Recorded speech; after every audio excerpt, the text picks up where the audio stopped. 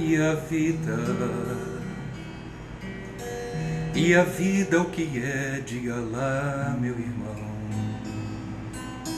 Ela é a batida de um coração, ela é uma doce ilusão, mas e a vida? Ela é maravilha ou é sofrimento? Ela é alegria ou lamento? O que é, meu irmão? Há quem fale que a vida da gente é um nada no mundo, é uma gota, é um tempo que nem dá um segundo. Há quem fale que é um divino mistério profundo, é o sopro do Criador numa atitude repleta de amor. Você diz que é luta e prazer, ele diz que a vida é viver. Ela diz que melhor é morrer, porque amada não é e o verbo é sofrer. Eu só sei que confio na moça, e na moça eu ponho a força da fé. Somos nós que fazemos a vida, como der ou puder ou quiser, sempre desejada, por mais que esteja errada. Ninguém quer a morte, só saúde e sorte. Mas a pergunta roda e a cabeça agita. Eu fico com a pureza da resposta das crianças. É a vida, é bonita e é bonita viver e não ter a vergonha de ser feliz. Cantar e cantar e cantar a beleza de ser um eterno aprendiz. Ah, meu Deus, eu sei, minha vida podia ser bem melhor e será, mas isso não impede que eu repita. É bonita e é bonita viver e não ter a vergonha de ser feliz. Cantar e cantar e cantar a beleza de ser um eterno aprendiz. Ah, meu Deus, eu sei, minha vida podia ser bem melhor e será, mas isso não impede que eu repita. É bonita e é bonita. Pra terminar, viver e não ter a vergonha de ser feliz. Cantar e cantar e cantar a beleza de ser um eterno aprendiz. Ah, meu Deus, eu sei, minha vida podia ser bem melhor e será, mas isso não impede que eu repita. É bonita e é bonita. É bonita e é bonita. É bonita. É bonita e é bonita. Nós brasileiros costumamos dizer que aqui no país tudo termina em samba, né? Então, eu gosto de samba, né? Não é todo tipo de samba, mas eu gosto muito de samba. E tanto o livro quanto essas lives do percurso eu quis concluir com esta canção, que é um clássico, né, da música brasileira, O que é de Gonzaguinha. E essa música me toca muito, até porque no final da depressão eu no ano de 2010, na finalização do processo terapêutico, na finalização de todo aquele processo de busca por ficar bem, ficar melhor, eu fui participar da ordenação presbiteral do nosso amigo Adriano Portela. Sempre falo dele aqui, e o Adriano é um amigo queridíssimo. Hoje ele é professor, diretor de escola, trabalha com a igreja anglicana, é um reverendo e tem um trabalho muito bonito de humanismo, de poesia e de inclusão. Então eu sou muito grato ao Adriano por favorecer aquele período, e foi nessa viagem em 2010 para a Bahia, né, que eu reencontrei essa música, e ela fez todo um sentido, né, de integrar um processo doloroso, sofrido, com essa canção, com esse samba, o que é. Boa.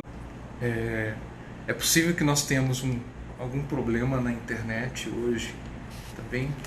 Eu vim ver isso antes da gente começar a live. E como a gente sempre começa com um trecho da Bíblia, eu acho que hoje, no último encontro nosso desse percurso, a gente tem uma cereja do bolo para colocar. Se você pode abrir a sua Bíblia em Lucas, no capítulo 2, e nos versículos...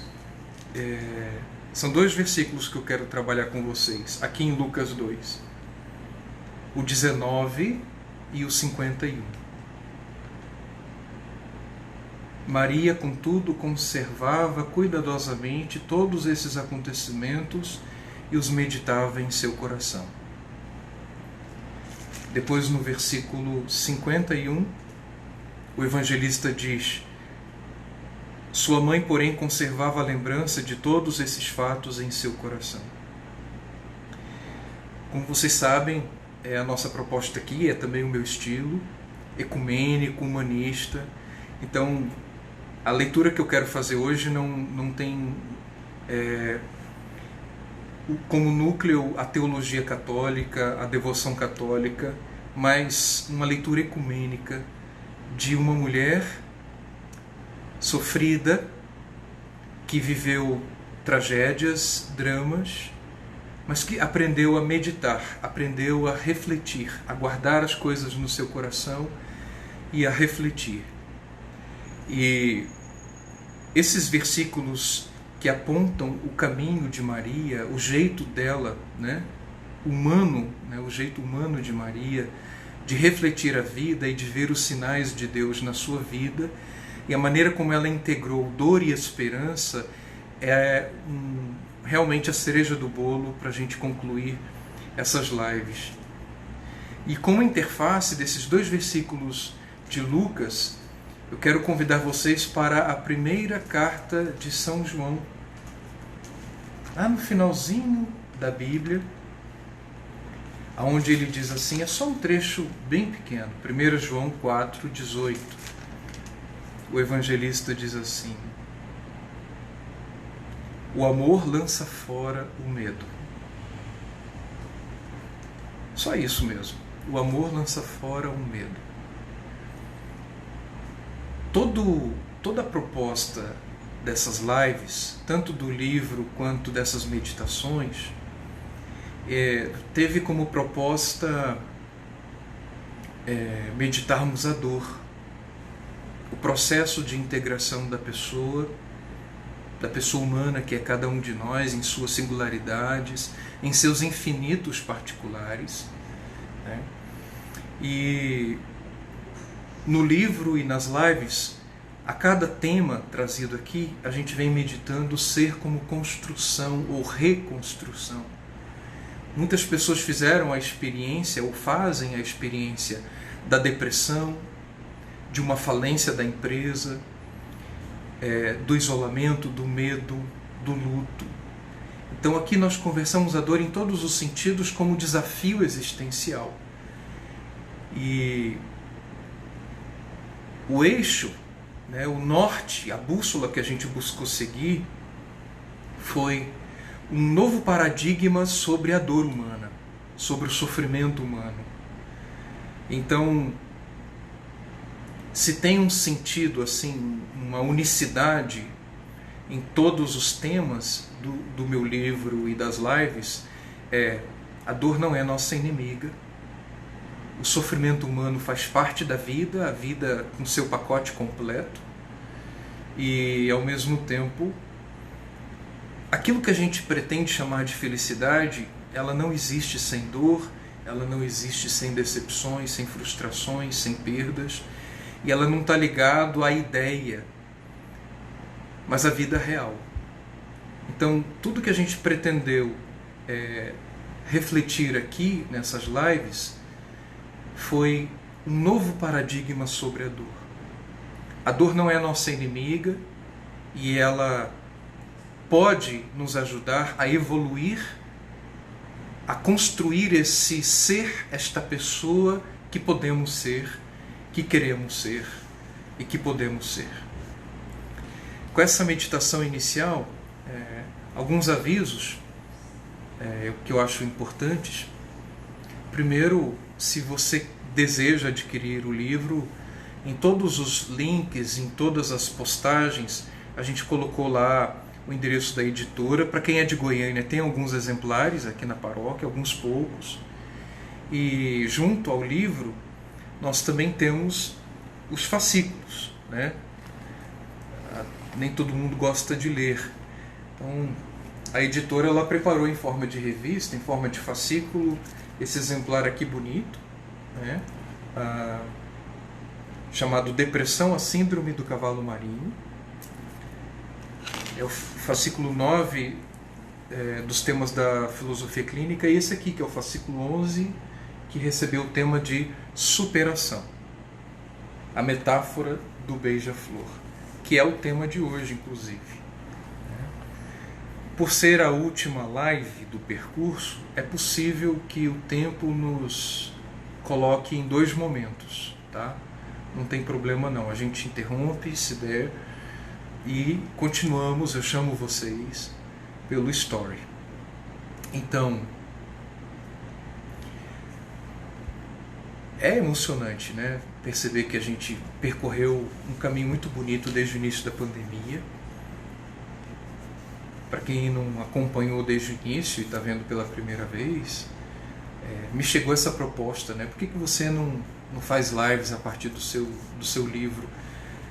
E eu sempre evitei essa projeção midiática, mas quando eu vi, por causa da pandemia, desta circunstância, que era o único meio de fazer o bem, até porque eu sou asmático, sou do grupo de risco, aí eu topei. Eu fiz essa travessia, esse êxodo. Para mim foi uma Páscoa, porque a gente está expondo a nossa vida, a nossa intimidade. Já foi difícil fazer isso no livro, e a minha motivação quando fiz o livro há 4 anos foi ajudar as pessoas que sofrem, mas quando chegou a pandemia e tantas pessoas vivendo o isolamento social, o confinamento, crises de ansiedade, medos e tantos desafios para esse contexto, né? Então eu topei o desafio e para mim é uma alegria chegar ao desfecho hoje com essa temática do voo do beija-flor. Nós vamos trabalhar hoje na finalização 2 capítulos: o voo do beija-flor e o capítulo que encerra, né? Do medo à leveza do beija-flor. Nessa 4ª edição, a editora colocou um terceiro e último exercíciozinho que não tem nas edições anteriores. São pequenas perguntas e tem espaço para a pessoa fazer anotações pessoais. Eu achei muito bacana, bastante interativo, né? Embora hoje eu recebi a mensagem da Simone, que acompanha as lives, né? Com bastante dedicação. Ela prefere, ela tem mais gosto pela capa da 3ª edição, né? Que foi um desenho que eu fiz quando eu escrevi o livro em 2016. Então vamos lá, pessoal. Para quem tem essa edição, nós vamos conversar a partir da página 149. Aliás, da página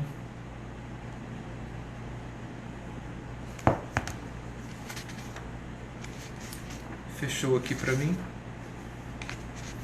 É porque eu busquei a música O Que é o que é, ela faz parte do final do capítulo que a gente meditou na semana passada. Na verdade, a página 140, que começa com uma epígrafe de Dostoiévski. Eu acho muito bonito esse pensamento dele. Somos assim. Sonhamos o voo, mas tememos a altura. Para voar é preciso ter coragem para enfrentar o terror do vazio. Porque é só no vazio que o voo acontece. O vazio é o espaço da liberdade, a ausência das certezas. Mas é isso que tememos, o não ter certezas. Por isso trocamos o voo por gaiolas. As gaiolas são o lugar onde as certezas moram. Quanta coisa bonita a gente pode tirar para a vida desse pensamento de Dostoiévski. Essa reflexão dele me remete a Helen Keller. Muitos conhecem ela porque ela foi uma pessoa profundamente limitada, condicionada, mas ajudada por uma pessoa que trabalhou na sua fazenda no Texas.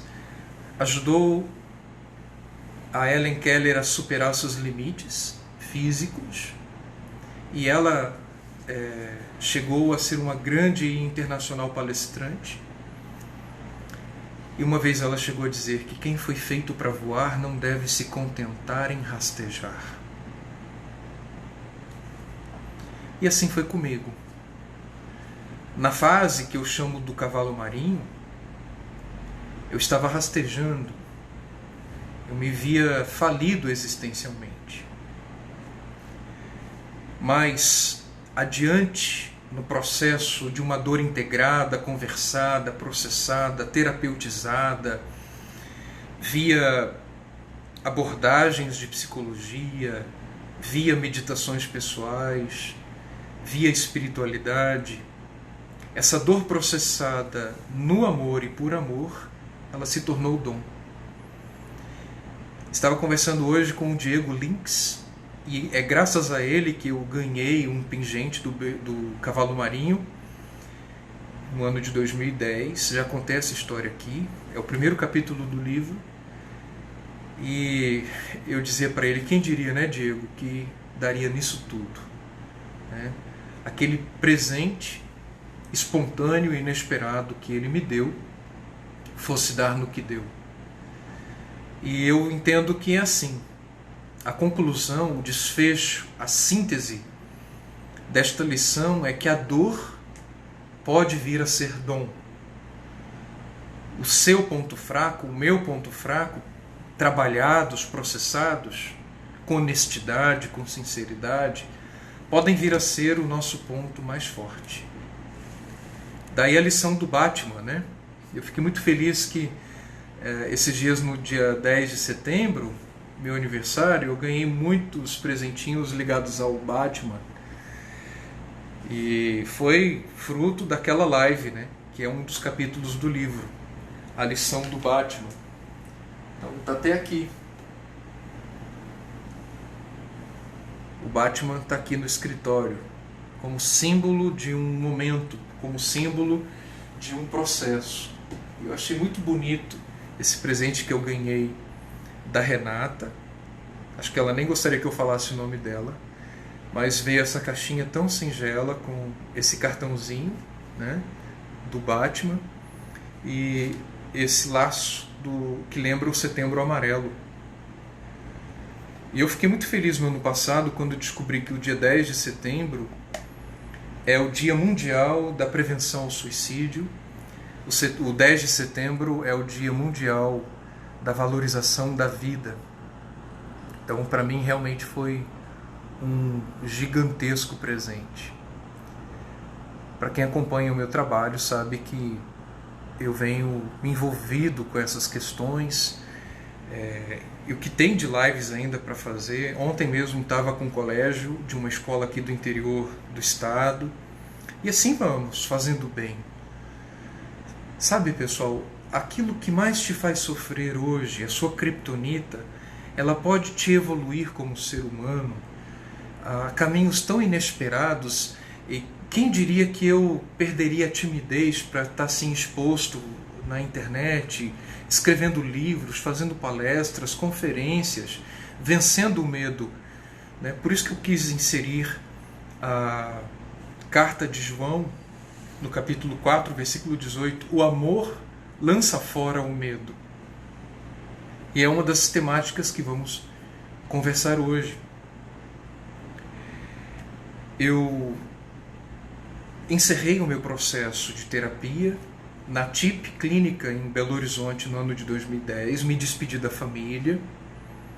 E naquele mesmo ano, enquanto eu estava em Belo Horizonte, eu fiz o concurso para capelão militar do Exército, passei, eram 3 vagas para o Brasil todo e eu estava acabando de vencer a depressão, estava muito distante de leituras, muito desabilitado a fazer as coisas que para mim são muito naturais, rotineiras, mas de 3 vagas eu passei em segundo lugar naquele concurso.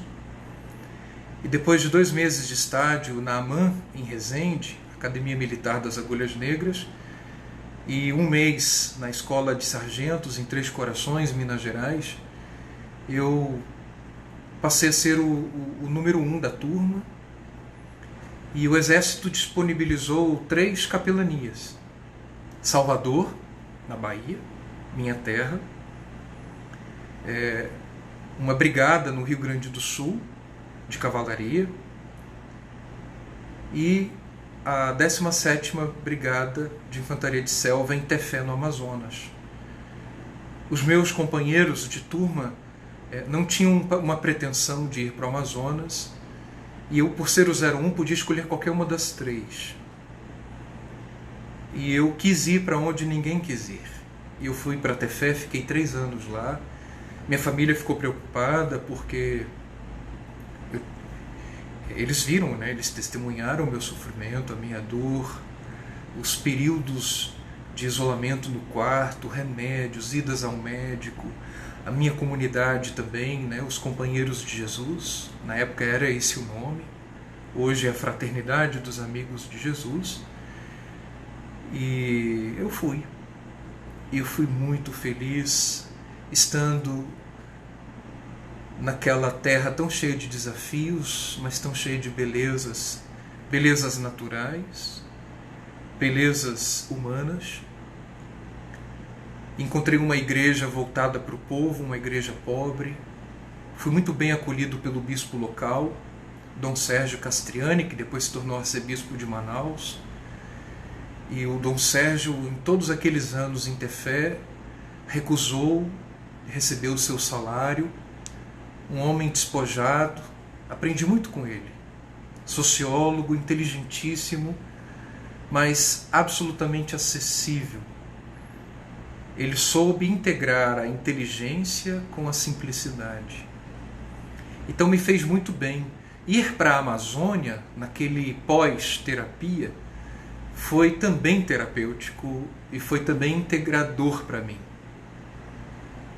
No final daquele período,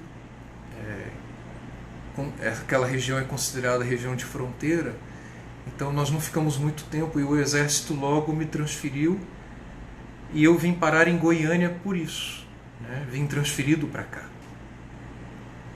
E o que eu vou relatar aqui aconteceu ainda na Vila Militar. Hoje eu não estou mais no Exército. 2 anos depois que eu cheguei, eu conheci a filosofia clínica, fiz uma pós-graduação em psicologia e já na minha alma foi despertando esse entendimento, esta clareza de que o consultório, a clínica seria esse meu novo caminho, essa minha nova jornada. Eu fui muito feliz em encontrar aqui em Goiânia a filosofia clínica na escola, na Casa Francisco de Assis, do professor Will Goya, no ano de 2014. E naquele ano, né, recém começados os estudos de filosofia clínica, fazendo a pós-graduação em psicologia humanista, fenomenológica, numa tarde qualquer ali, no bairro do Guanabara, eu fiz uma reunião com jovens da capelania militar e era um grupo de crisma. E eu fui interrompido de modo muito inesperado por um voo de um beija-flor. Então, tanto eu quanto o catequista e os jovens ficamos impressionados, porque o beija-flor passava em nosso meio, roubando a nossa atenção mesmo.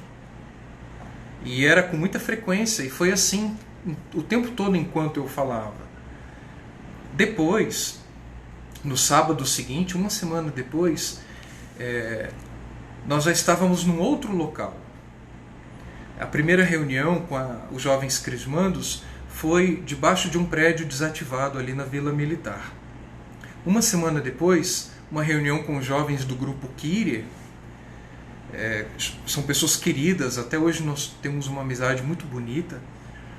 Eles pediram uma palestra para um evento e a gente estava ali conversando e de novo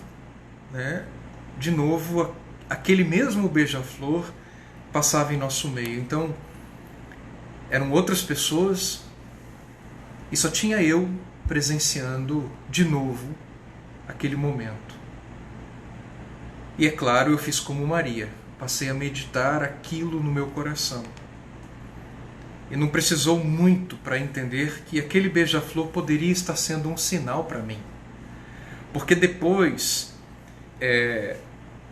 na casa onde eu morava na Vila Militar, ele também ia lá. E eu lembro da Tivone levando para o quintal da casa aquele bebedor de um beija-flor, e muitas vezes flagramos o beija-flor ali. Sabíamos que era ele por causa de um detalhe meio azulado naquele beija-flor.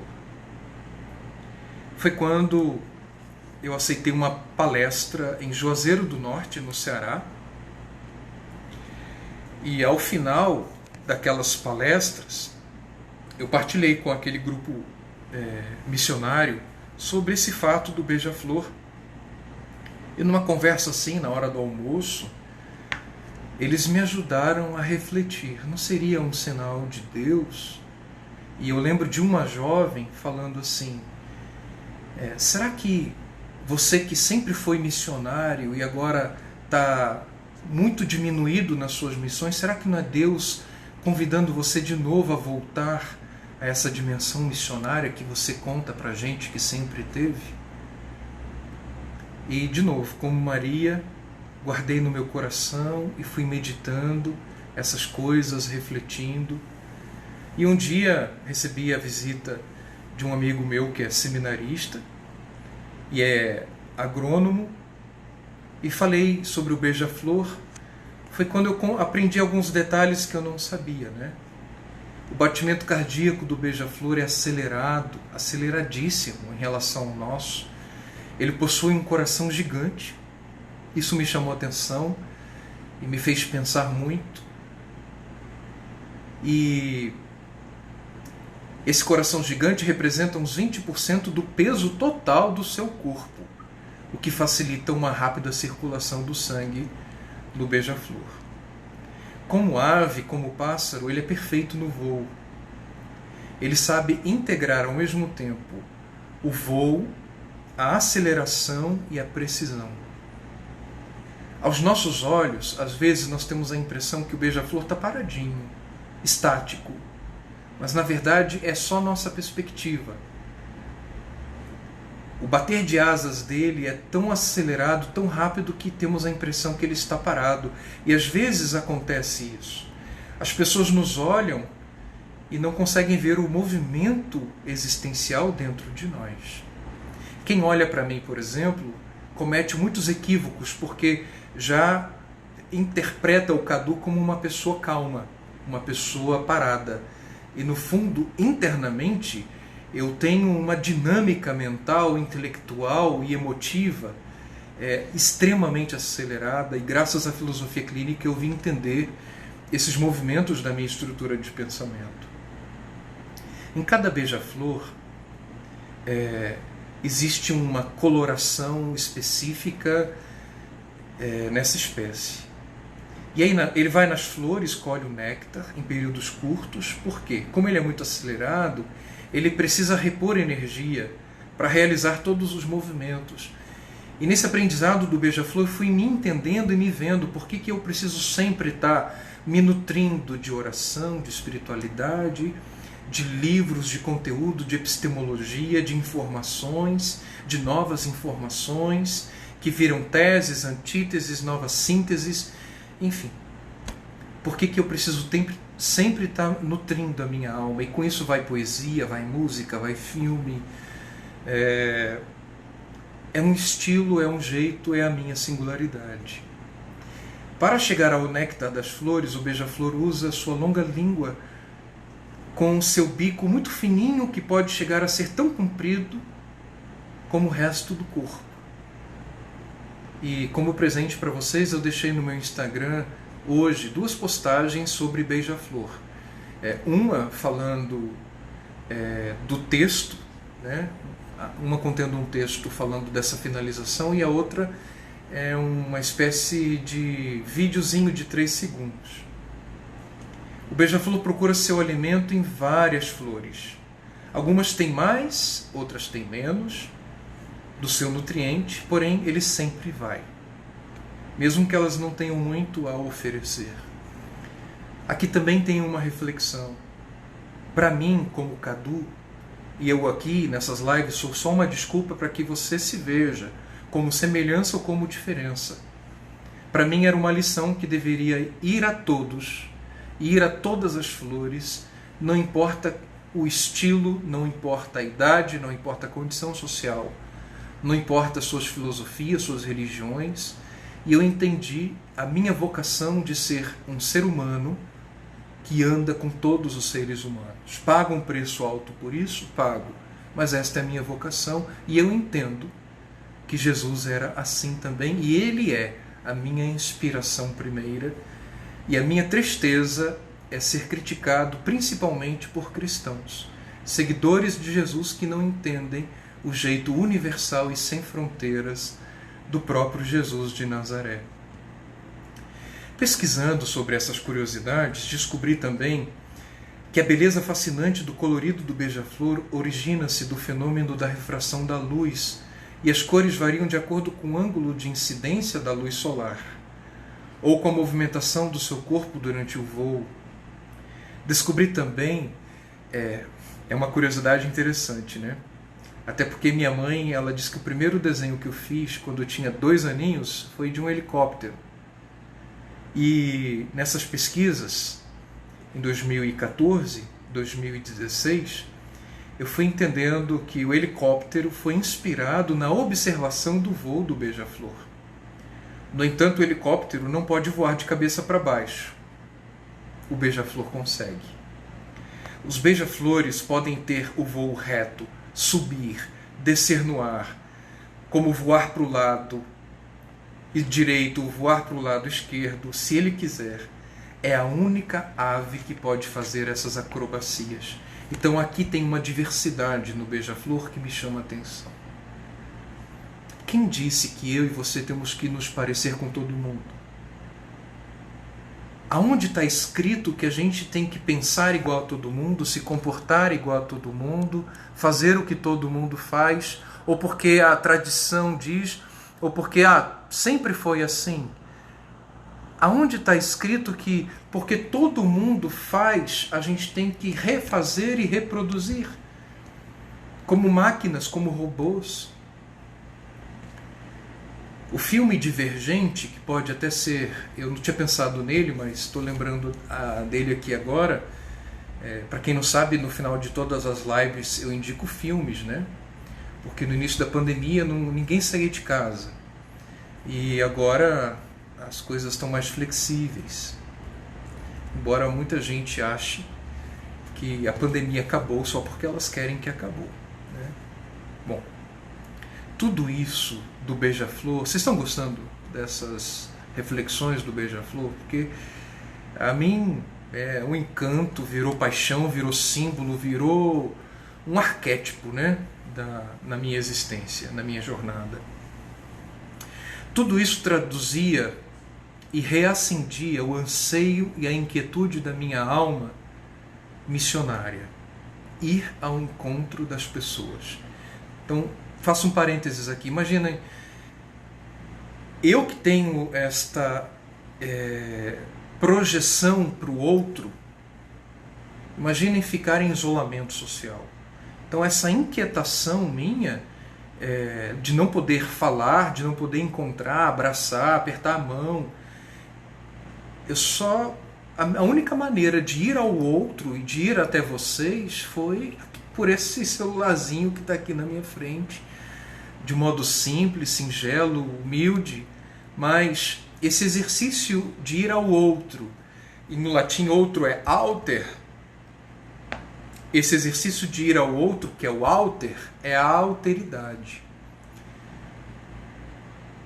Esse ano começou para mim um mestrado em filosofia e o centro do meu mestrado, da minha pesquisa, é exatamente a alteridade, a partir de um filósofo judeu, lituano, chamado Emmanuel Levinas, que contribuiu muito para refletir nesta época de tanta indiferença e nesses meses onde a gente viu os escândalos de preconceitos, racismos, menosprezo à ciência, aos médicos, aos mais pobres, aos indígenas, aos negros, as questões de feminicídio, como falta a alteridade na nossa época.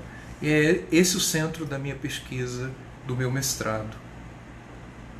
Então, ir ao encontro das pessoas é o meu jeito de existir no mundo, né?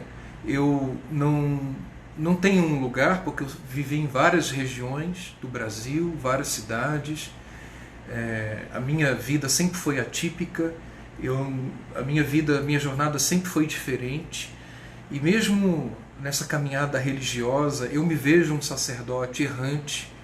Dentro da igreja, eu vejo que eu tenho um caminho alternativo. A minha proposta, a minha fala, a minha reflexão, ela é muito alternativa, por isso bastante incompreensões, mas é isso que me realiza, eu posso chamar isso de felicidade. Ser um arquiteto de pontes entre mundos diferentes. E não importa se o outro que eu vou é um pobre, é um morador de rua, é uma pessoa em depressão, se o outro aonde eu vou é um acadêmico, é um empresário, ou se o outro aonde eu vou é um desempregado que precisa de cesta básica para sobreviver com a família, se o outro a quem eu vou é alguém que pensa em suicídio, ou é alguém que está vivendo a fragmentação do seu casamento, se o outro a quem eu vou neste encontro, e a palavra encontro é muito levinasiana, né? A palavra intersubjetividade, não importa se esse outro é heterossexual, homossexual, se é bissexual, se é um esquizofrênico, um depressivo, não importa a tipologia, o psicodiagnóstico, não importa os encaixes sociais que geralmente revelam supremacias e poderes, e um tipo de eu que faz isso com as pessoas é um eu muito elevado, é um eu muito altivo e orgulhoso. Eu optei um caminho diferente. Numa época que foi construída a partir do eu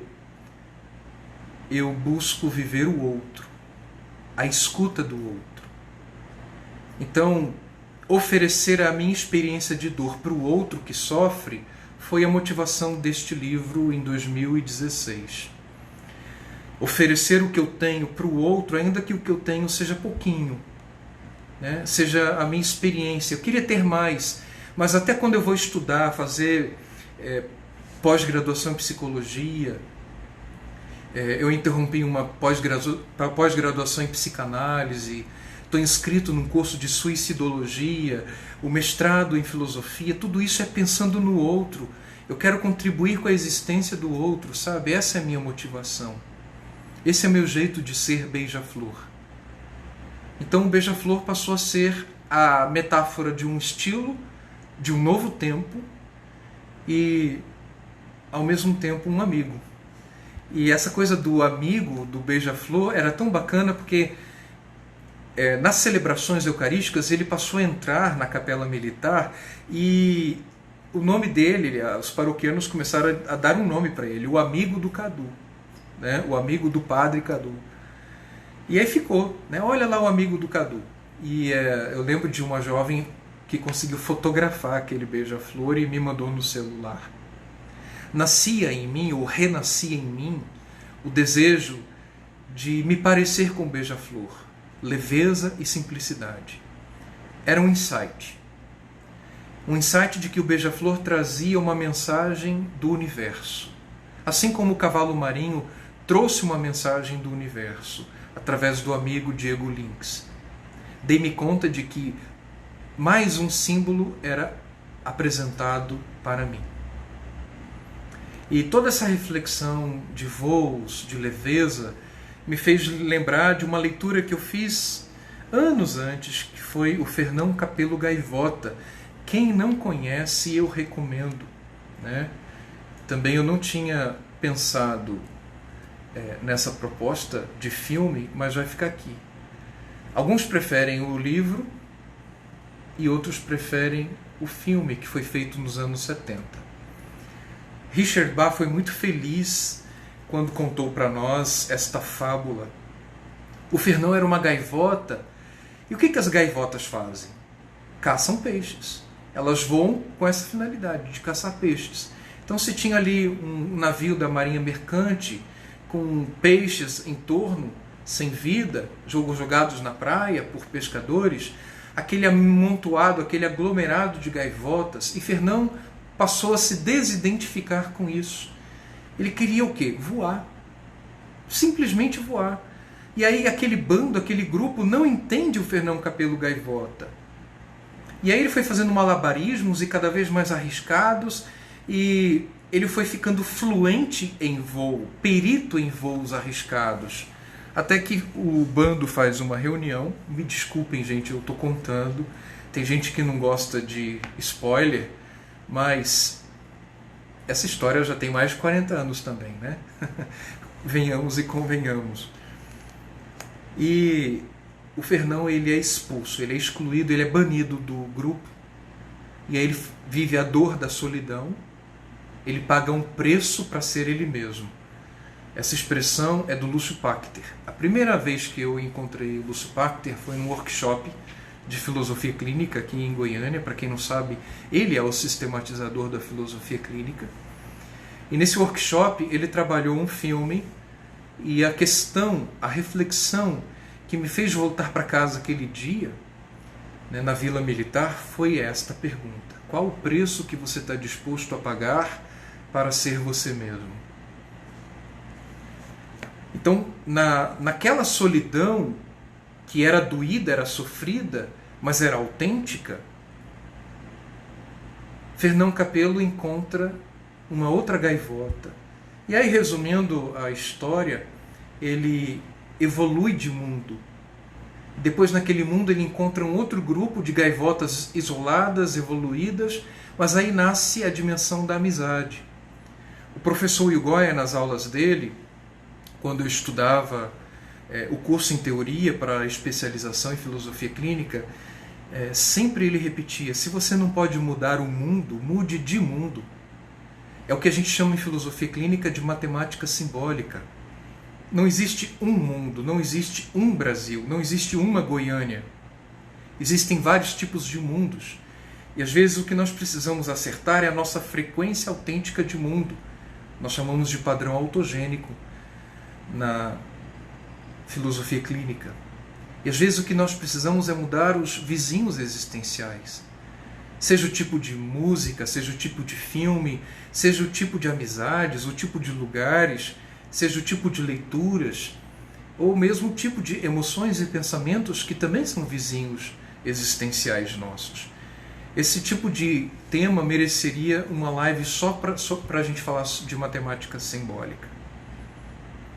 Richard Bach, no livro, diz: escolheremos o nosso próximo mundo através daquilo que aprendemos neste.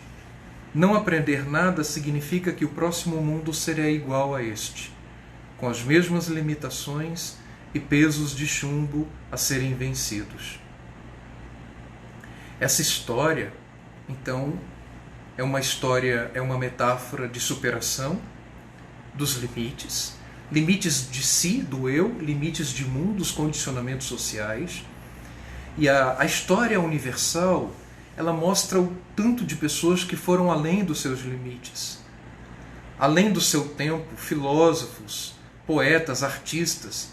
Quando eu penso, por exemplo, em Leonardo da Vinci, em Michelangelo, em Friedrich Nietzsche, quando eu penso no próprio Emmanuel Levinas, que sofreu a Primeira Guerra Mundial, ele nasceu nesse contexto, a infância dele foi marcada pela guerra, depois a Revolução Russa, ele era lituano, depois vai para a França e aí ele testemunha a Segunda Guerra Mundial, já sendo filósofo, ele é recrutado pelo exército francês, se torna prisioneiro de guerra e tinha tudo para ser uma pessoa revoltada e, no entanto, ele se tornou filósofo da alteridade. Então, como disse o Jung, e eu repeti isso em algumas lives anteriores, você não é o que te aconteceu, você é aquilo que decide se tornar. Sartre, né? E o próprio Levinas, ele conheceu o Sartre. O Sartre dizia: não interessa o que te aconteceu, o que interessa é o que você vai fazer com o que te aconteceu. E essa é a proposta desse livro e dessas lives. Uma mudança de paradigma sobre nossas dores, porque você pode livremente ser vítima e se ver assim, coitadinho de mim, tadinho de mim, ou você pode pegar toda a sua desgraça e transformar isso em trampolim, em superação, em motivação para ir além da sua dor. Até porque algumas pessoas encontram motivações para permanecerem acrisoladas na sua dor. E é preciso muita humildade e muita honestidade para você ver as vantagens de permanecer acrisolados na dor. E uma das coisas que eu aprendi com a filosofia clínica foi isso. Existem alienações, mas existe também o direito das pessoas permanecerem em suas alienações. Além da humildade, é preciso coragem. E nas leituras que eu fiz de Rollo May, eu entendi que a coragem é a virtude da maturidade. Não há amor sem coragem e não há coragem sem amor. Eu acho que ele está certo. A coragem é mesmo a virtude da maturidade. Como eu falei para vocês, nós vamos dividir então essa live em duas partes. Aqui no livro traz a proposta de uma canção. Eu vou trazê-la aqui. É uma canção autoral chamada Procura. E com muito carinho eu quero traduzir isso em forma de música para vocês. Espero que dê tudo certo.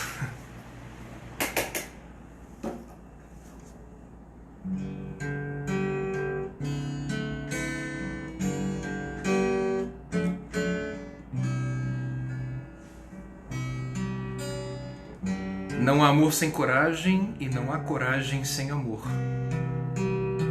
E como disse o evangelista João, o discípulo amado é o amor que lança fora o medo.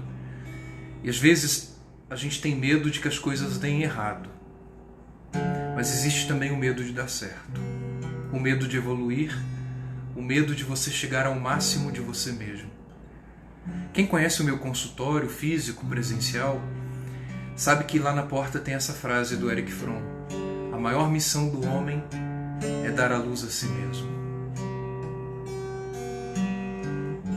Procuro respostas para as coisas que eu não entendo.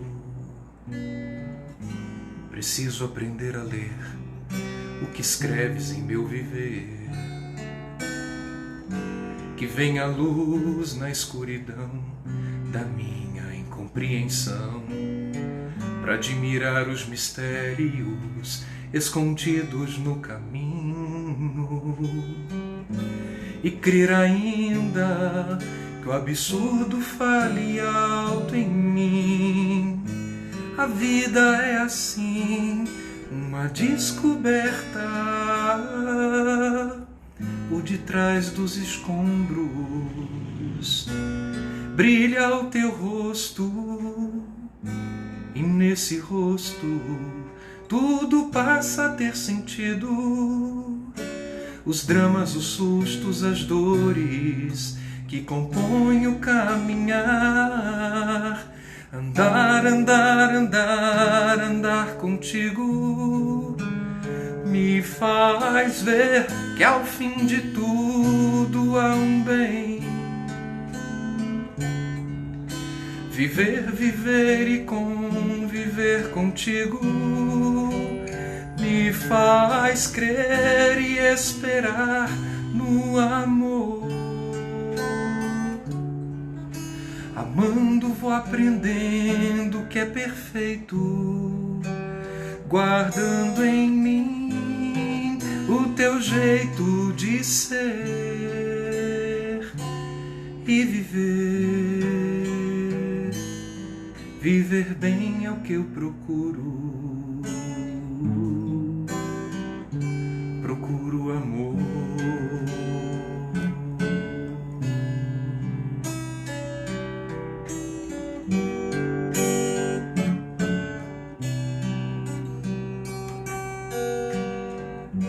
Amar, amar, amar é a resposta pro que eu busco. O amor é o coração da vida e a vida és tu. Sim, é o amor que eu busco, mesmo sem saber. E quando busco o mal, é pensando ser um bem. Mas se eu cair, tua mão me erguerá, pois o que está em mim é forte, é mais forte do que a morte. A vida é assim, uma descoberta por detrás dos escombros. Brilha o teu rosto e nesse rosto tudo passa a ter sentido. Os dramas, os sustos, as dores que compõem o caminhar.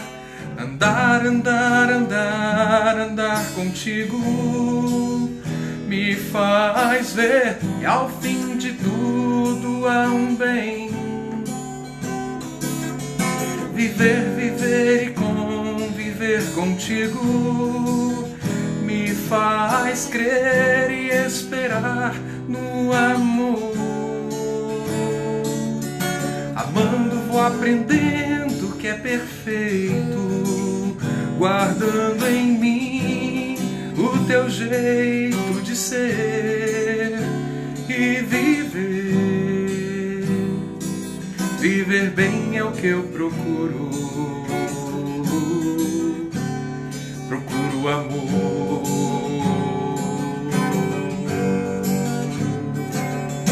Andar, andar, andar, andar contigo me faz ver que ao fim de tudo há um bem. Viver, viver e conviver contigo me faz crer e esperar no amor.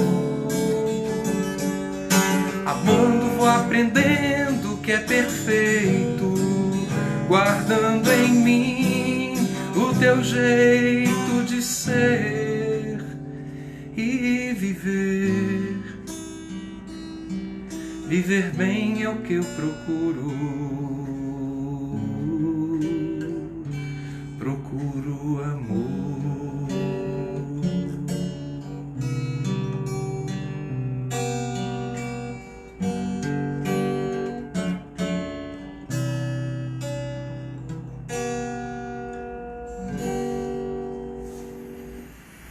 Muito bem, pessoal. Que alegria poder partilhar tantas coisas bonitas com vocês. Como essa live ela é a última e eu estou trabalhando 2 capítulos, nós vamos dividir então em 2. Vou encerrar aqui, tá? E daqui a 1 minutinho eu chamo de novo vocês para a segunda parte. Não some não, tá bom? Quem precisar beber uma aguinha e tal, mas vai e volta logo, tá certo? Espero vocês.